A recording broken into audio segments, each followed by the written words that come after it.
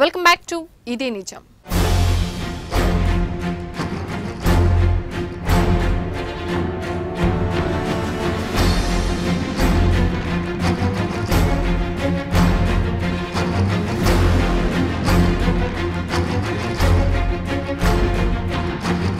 ప్రత్యేక తెలంగాణపై కొన్ని రోజులుగా సాగుతున్న హడావిడి ఇతర రాష్ట్రాల్లోనూ ప్రభావం చూపుతోంది. కొన్నేళ్లుగా సద్దుమణిగిన వేర్పాటువాదాలు ఆయా రాష్ట్రాల్లో తిరిగి స్టార్ట్ అయ్యాయి. డార్జిలింగ్ను వేరు చేసి గోర్ఖాలాండ్ ఏర్పాటు చేయాలని, యూపీని 4 రాష్ట్రాలుగా విడగొట్టాలని డిమాండ్లు మళ్లీ మొదలయ్యాయి. దీంతో తెలంగాణ సమస్య మరింత జటిలమవుతున్న సూచనలు కనిపిస్తున్నాయి.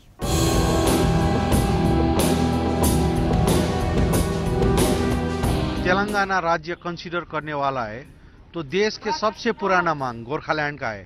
1907 जब ब्रिटिश भारत था उस टाइम से 40 इयर्स बिफोर द इंडिपेंडेंस, तो ये हमारा कब से डिमांड है, लेकिन भारत सरकार गोरखालैंड का लिए कंसीडर नहीं करता है।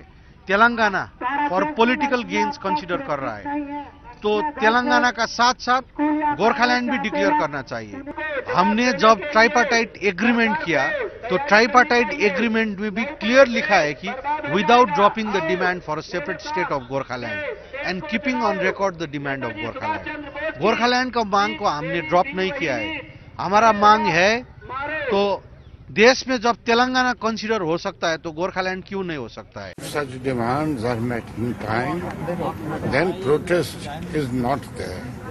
It is important that the government recognizes the validity of this demand. It is the oldest demand for separate statehood.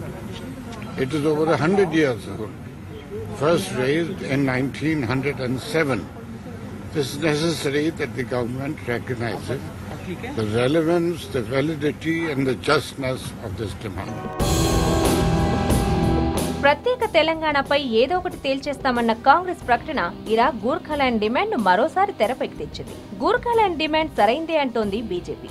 రాష్ట్రాన్ని విభజించి ప్రత్యేక తెలంగాణ ఏర్పాటు చేయాలని కోరుతున్న బీజేపీ గోర్ఖాలాండ్ విషయంలోనూ సరిగ్గా అదే పని చేస్తోంది. నిజానికి త్రైపాక్షిక ఒప్పందం తర్వాత గోర్ఖాలాండ్ డిమాండ్ మరుగున పడిపోయింది. కానీ తెలంగాణపై జరుగుతున్న హడావిడి ఇలా ఆ వాదాన్ని మళ్లీ తెరపైకి తెచ్చింది.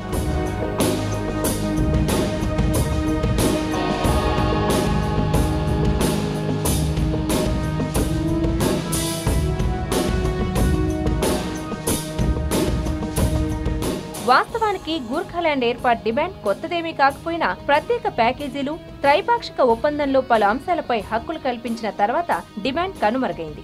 మళ్లీ ఇప్పుడు మొదలైంది.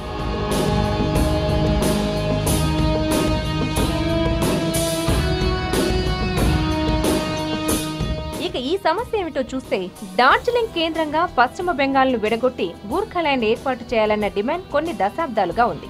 డార్జిలింగ్ లో నివసించే నేపాల్ గిరిజన గూర్ఖాలు, బెంగాల్ ఉత్తర ప్రాంతంలో నివసించే డోవర్ తెగ జాతీయులు ఈ ఉద్యమం నడిపారు. 1980లో సుభాష్ ఘీసింగ్ నేతృత్వంలో Gurkha national liberation front GNLF ఏర్పాటు కావడం ఉద్యమాన్ని సాయుధ పోరాటం వైపు మళ్లించింది. కొత్తగా రాష్ట్రం ఏర్పాటు చేయాలని, దానికి గోర్ఖాలాండ్ పేరు పెట్టాలని కూడా కోరింది ఆయనే.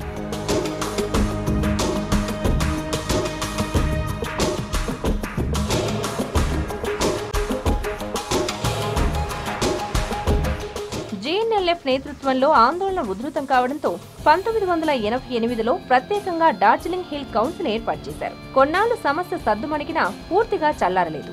ఆ తర్వాత 2007లో బిమల్ గురంగ్ నేతృత్వంలో గోర్ఖా జనముక్తి మోర్చా అనే పార్టీ ఏర్పాటైంది. దీంతో మళ్లీ ఉద్యమం ఊపందుకుంది. ఈ నేపథ్యంలోనే పరిస్థితిని చక్కదిద్దేందుకు 2011లో ప్రత్యేక అథారిటీని తెరపైకి తెచ్చారు. స్థానికంగా కొన్ని అధికారాలిస్తూ గోర్ఖాలాండ్ టెరిటోరియల్ అథారిటీ GTAను ప్రకటించారు. ఇది ఓ సెమీ అటానమస్ బాడీ. 1988 నుంచి డార్జిలింగ్ హిల్స్ అడ్మినిస్ట్రేషన్ వ్యవహారాలు చూసిన గోర్ఖా హిల్ కౌన్సిల్ స్థానంలో GTA ఏర్పాటైంది. అప్పటి కేంద్ర హోంమంత్రి చిదంబరం, సీఎం మమతా బెనర్జీ సమక్షంలో త్రైపాక్షిక ఒప్పందం కుదిరింది.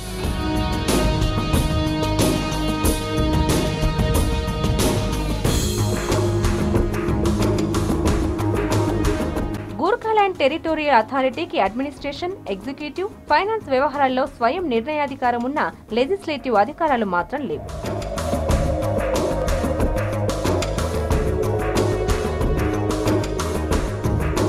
ఇక GTA ముఖ చిత్రం చూస్తే గోర్ఖాలాండ్ టెరిటోరియల్ అథారిటీ ఏర్పాటు చేస్తూ 2011 జూలై 18న కేంద్రం, పశ్చిమ బెంగాల్ ప్రభుత్వం, గూర్ఖా జనముక్తి మోర్చా మధ్య త్రైపాక్షిక ఒప్పందం కుదిరింది. ఈ ఒప్పందంలో భాగంగా కేంద్రం ఏటా 200 కోట్ల వంతున 3 ఏళ్ల పాటు 600 కోట్ల ఆర్థిక సాయం చేస్తుంది. అయితే ఈ అథారిటీలో డోవర్ తెగకు ప్రాతినిధ్యం లేకపోవడం వివాదాస్పదమైంది. దీంతో Gorkha and Adivasi territorial council GATC ఏర్పాటు చేయాలన్న డిమాండ్ మొదలైంది. డోవర్, తెరాయ్ గిరిజన తెగల ప్రాంతాలను కూడా ఈ కౌన్సిల్ పరిధిలోకి తేవాలన్నది వారి డిమాండ్.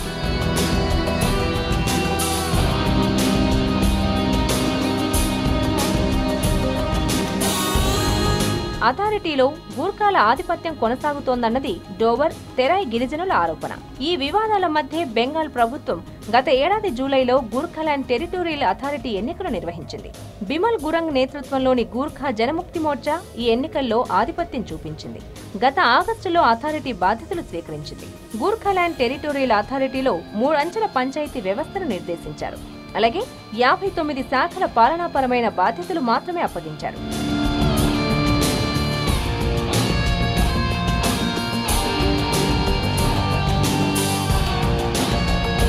ఇలా ప్యాకేజీలు ప్రకటించి స్థానికంగా అధికారాలు కల్పించిన తమ ఒప్పందంలో భవిష్యత్తులో రాష్ట్ర ఏర్పాటు యోచన స్పష్టంగా ఉందన్నది గూర్ఖా జనముక్తి మోర్చా వాదన. ఇప్పుడు తెలంగాణ ఏర్పాటుకు సన్నాహాలు చేస్తున్న నేపథ్యంలో తమ డిమాండ్ను పరిశీలించాలని వారు కోరుతున్నారు. అయితే దీనిపై భిన్నాభిప్రాయాలు వ్యక్తమవుతున్నాయి.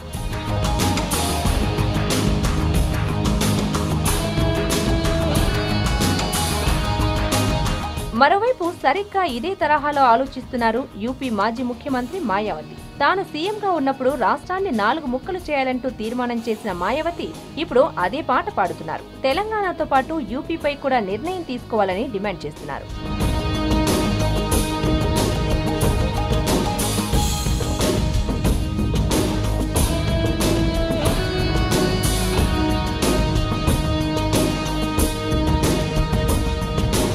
దేశంలో చాలా విశాలమైన ఉత్తరప్రదేశ్ను విడగొట్టి ఇప్పటికే పుణ్యక్షేత్రాలతో కూడిన ఉత్తరాఖండ్ను ఏర్పాటు చేశారు. హిమాలయ పర్వత స్థానముల వద్ద ఉన్న ఈ ప్రాంతం ఇప్పుడు ప్రముఖ ఆధ్యాత్మిక కేంద్రంగా ఉంది. అయినా పాలనా సౌలభ్యం కోసం ఉత్తరప్రదేశ్ను 4 రాష్ట్రాలుగా విడగొట్టాలని మాయావతి కోరుతున్నారు.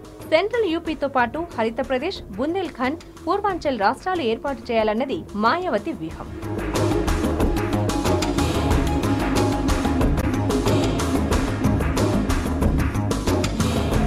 విశాలమైన రాష్ట్రంలో ప్రతి ఎన్నికల్లో గెలవడం కష్టమని, అందువల్ల ప్రాంతాల వారీగా రాష్ట్రాన్ని విడగొడితే గెలుపు సాధ్యమన్నది మాయావతి వ్యూహంగా కనిపిస్తోంది. ఆ మేరకు అసెంబ్లీలో మూజువాణి ఓటుతో తీర్మానాన్ని ఆమోదింపచేసిన మాయావతి అనుమతి కోసం కేంద్రానికి పంపారు. అయితే కేంద్రం నిర్మోహమాటంగా ఆ తీర్మానాన్ని తిరస్కరించింది, తిప్పి పంపించింది. దీనిపై మాయావతి తీవ్ర ఆగ్రహం వ్యక్తం చేశారు. మరోవైపు తమ రాష్ట్ర విభజనపై యూపీ వాసులు భిన్నాభిప్రాయాలు వ్యక్తం చేస్తున్నారు. विधानमंडल से संवाद करना चाहिए। राज्य सरकार विधानमंडल के अभिमत के विषय में कोई टिप्पणी अथवा स्पष्टीकरण देने हेतु संवैधानिक रूप से सक्षम नहीं है। I think it's a very good idea. UP is too unmanageable, the present day UP. Therefore, smaller states have done very well in India. And so will divided UP do. The logo of the country is united we stand, and if you divide and segregate us into 4 pieces, I mean, what is it? What development is she trying to propagate? It's like, dividing a state is like, dividing a family.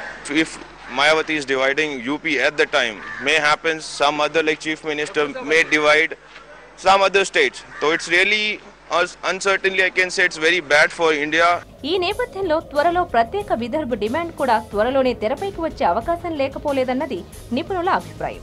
ఏదేమైనా వీటన్నింటితో తెలంగాణకు పోలిక లేదని, ఇది పూర్తిగా ప్రత్యేక అంశమని వారు చెబుతున్నారు. అయినా ఒకసారి విభజన అంగీకరిస్తే ఈ తరహాలో మరిన్ని రావడం సహజమేనని చెబుతున్నారు. అందుకే కేంద్రం ప్రత్యామ్నాయాలు యోచించే వీలుందంటున్నారు. ఇందులో అన్ని ఒకే రకమైన డిమాండ్లు కావు. ఇప్పుడు తెలంగాణ, విదర్భ, బుందేల్ఖండ్ లాంటి డిమాండ్లు వెనుకబడిన ప్రాంతాల నుంచి వస్తున్నాయి. మీకు అలాగే హరిత్ ప్రదేశ్ అన్నది ఉత్తరప్రదేశ్లో, అది అజిత్ సింగ్ నాయకత్వంలో ఆ డిమాండ్ ఉంది. అది ఉత్తరప్రదేశ్లోనే అభివృద్ధి చెందిన ప్రాంతం, అంటే హరిత విప్లవం జరిగిన ప్రాంతం.